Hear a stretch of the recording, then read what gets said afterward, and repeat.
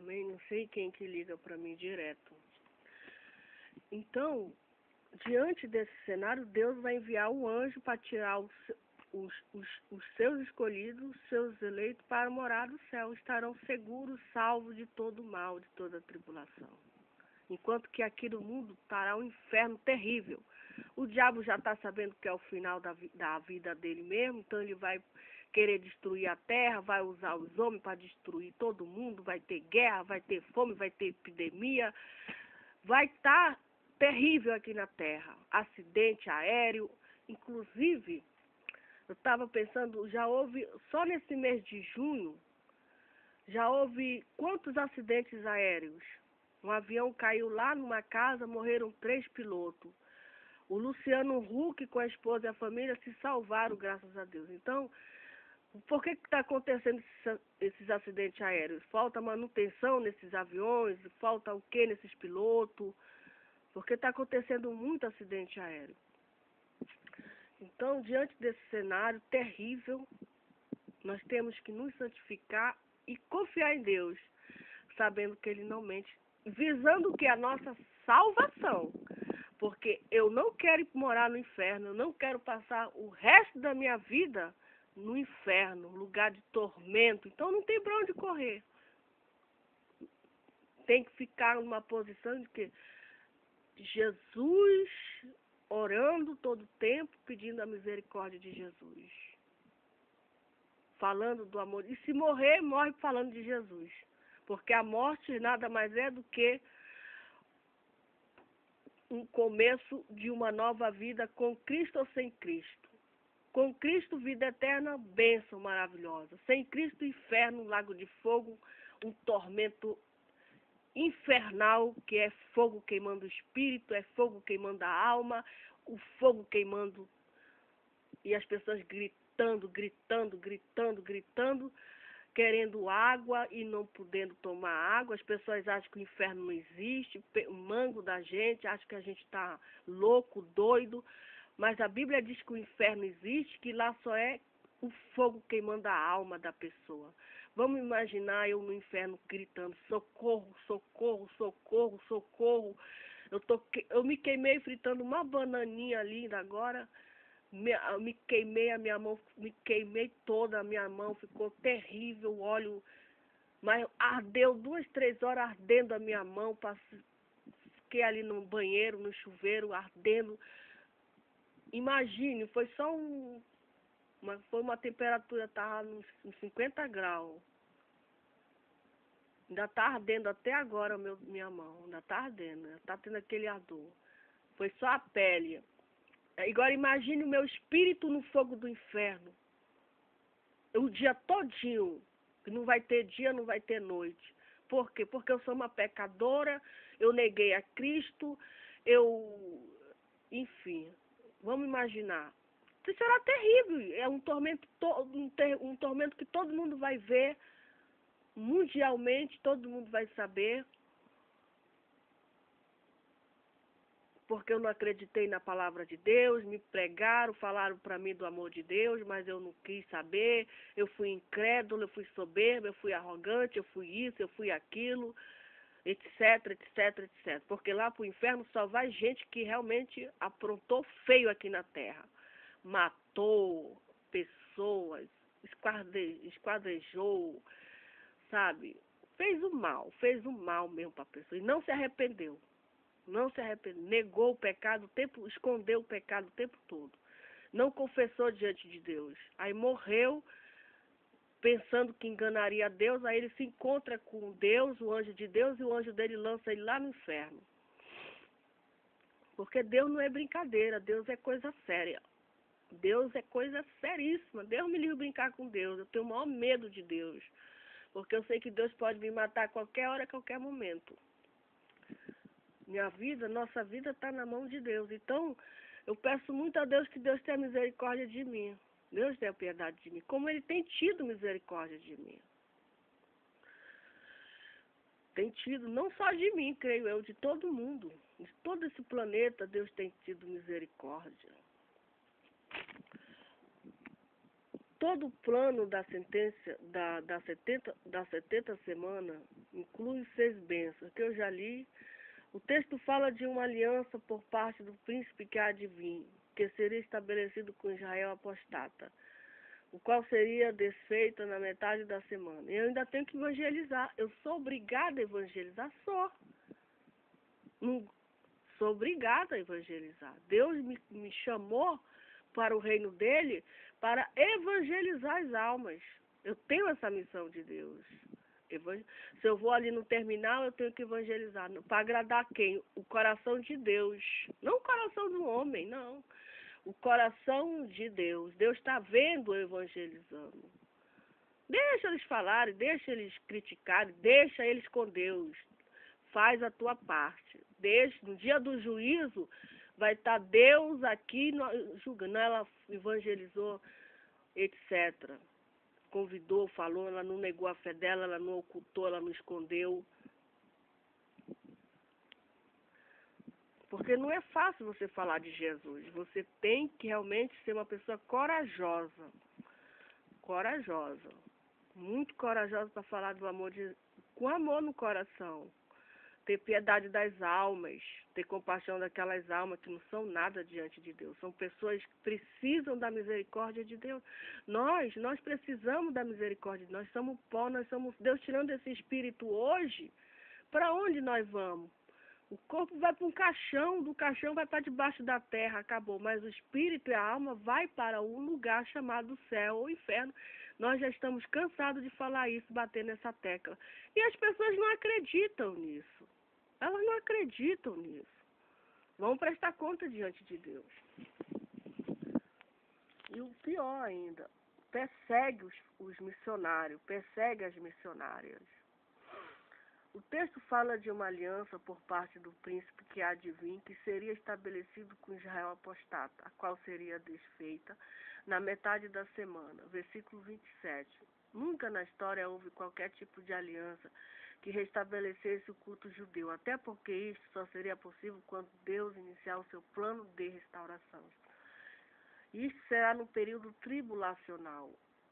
Erram ao dizer que Jesus morreu na última semana restante, dizendo que sua morte vicária esta aliança com muitos, a qual seria quebrada. Julgo que ele, do versículo 27, é Jesus.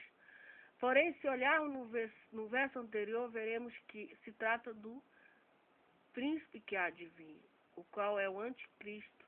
Desta maneira, a 70ª semana não pode ter ocorrido, pois só quando o anticristo estivesse em ação poderíamos dizer que este período seria a última semana de Daniel. Um dos principais argumentos dos tribulacionistas, com certeza, a igreja tem a promessa de tribulação? A igreja tem promessa de tribulação? Um dos principais argumentos pós-tribulacionista, com certeza, é de que a igreja deverá cumprir as profecias com respeito a passar pela tribulação.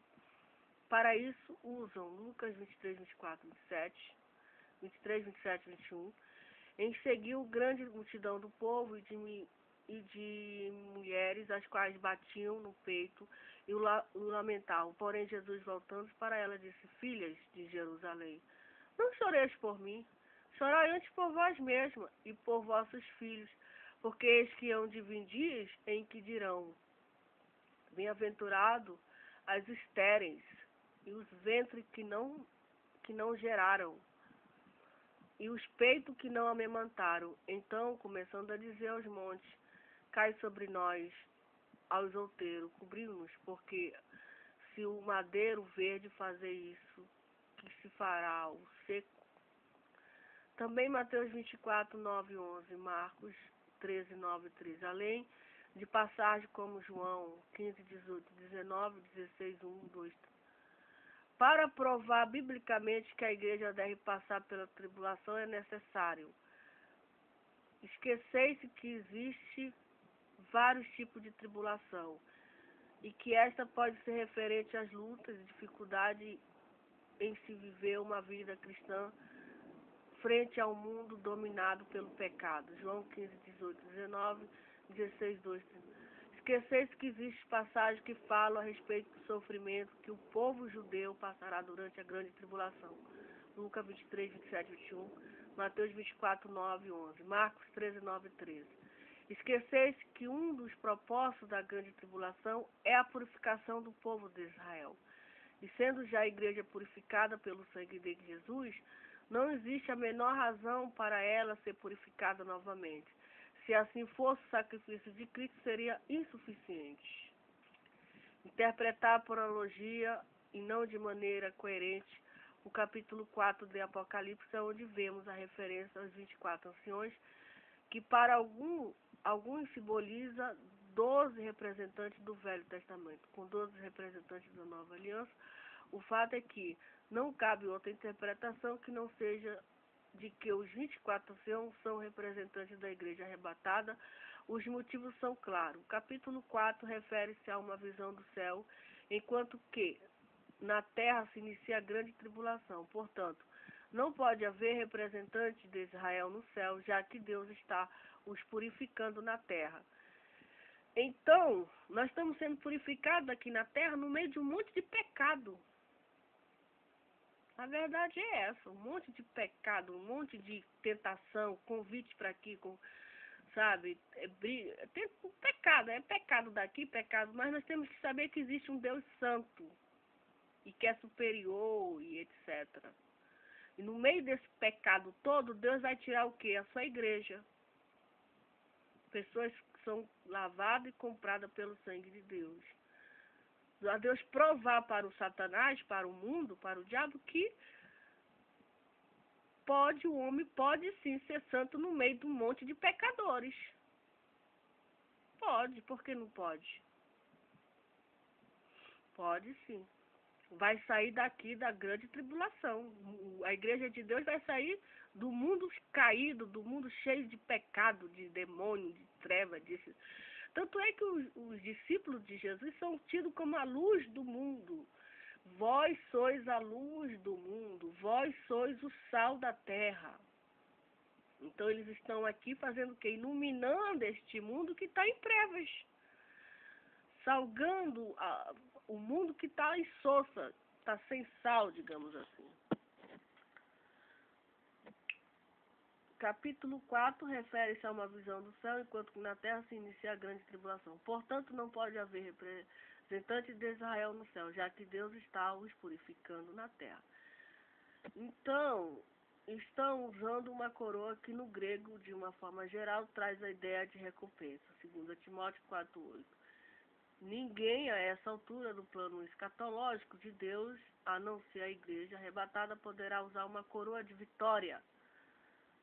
Apocalipse 2:10. As promessas para a igreja vitoriosa expressa nas 7 cartas às igrejas da Ásia Menor encaixam-se com aparência, posição local e de honra em que os 24 anciões estão.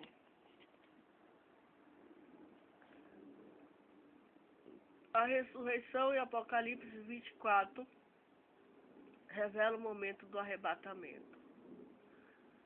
O argumento que os pós-tribulacionistas têm por forte é da ressurreição, porém não é necessário muito para provar o contrário. O texto usado para sua afirmação é Apocalipse 24:5, onde lemos: E vi tronos, e assentaram sobre eles aqueles que foi dado o poder de julgar. E vi as almas daqueles que foram degolados pelo testemunho de Jesus e pela palavra de Deus, e que não adoraram a besta nem sua imagem, não receberam o sinal na testa nem na mão, e viveram e reinaram com Cristo durante 1000 anos. Mas os outros mortos não reviveram até que os 1000 anos se acabem. Esta é a primeira ressurreição.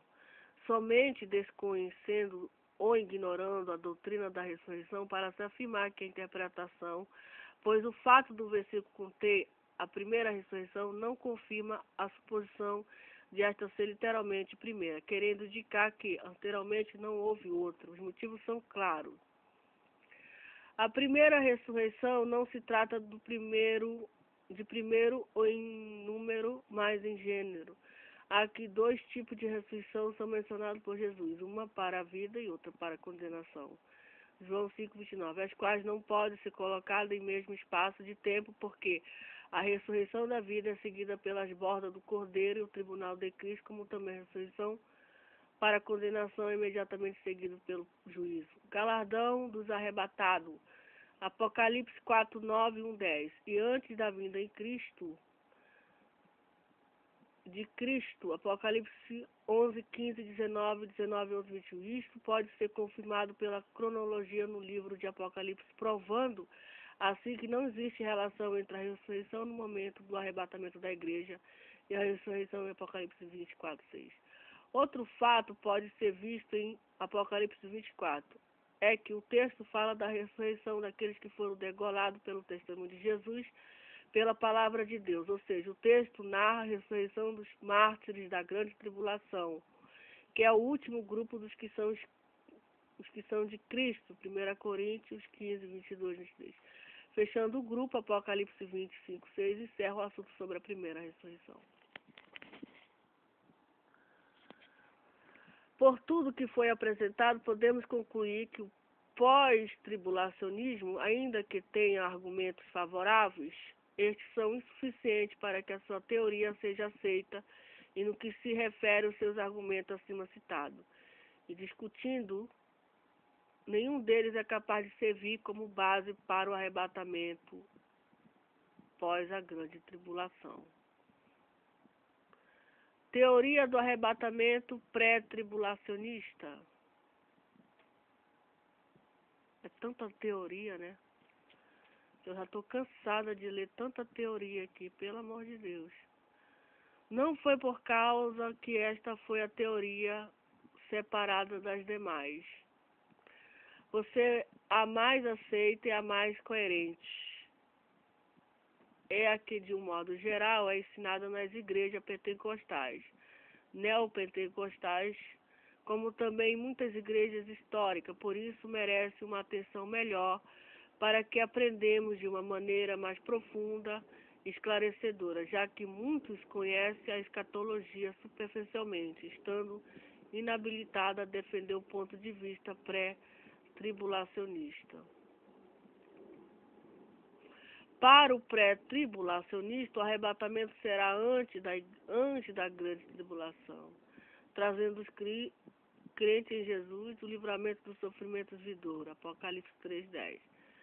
Veja no quadro gráfico abaixo, pensamento pré-tribulacionista. O pré-tribulacionismo é a história. O pós-tribulacionista usa o argumento de que o pré-tribulacionismo é uma doutrina nova e estranha para uma igreja primitiva, como também para a igreja do decorrer de toda a história. O fato é que não pode ser tido como uma averiguação em documento da igreja primitiva, como também no contexto bíblico. O pré-tribulacionista repousa em argumentos sadios e coerentes com a interpretação correta das Escrituras, e também está baseado na chamada doutrina da iminência, ou seja, a palavra de Deus sempre nos exorta a estarmos vigilantes, pelo fato de não sabermos a que hora, dia, ano ou século Jesus virá. Vigiais porque não sabeis a que hora há de vir vosso Senhor. Mateus 24, 42. Isto demonstra que sua vinda é algo inesperado. Veja o que diz Clemente, bispo de Roma, século I, aos Coríntios. Que nunca se aplique a nós a passagem da Escritura que diz: infelizes que hesitam no coração e desconfiam na alma.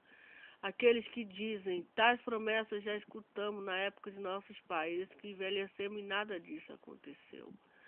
Ó insensato, comparai-vos a uma árvore, reparai na videira, que primeiro perde as folhas e então brota, e a seguir vem as folhas, então a flor, e depois disso a uva verde, seguida da uva madura. Considerai como um pouco tempo o fruto da árvore se torna maduro, e bem assim que a vontade de Deus se cumpre em ritmo veloz e inesperado, como a própria Escritura nos atesta. Visto logo, não tardará subitamente. O Senhor entrará no seu santuário santo a quem espera. Malaquias 3:1. Podemos perceber que desde a igreja primitiva, se espera uma vinda a qualquer momento que é contrária ao pré-tribulacionismo, já que o segundo, o arrebatamento, vem após a grande tribulação.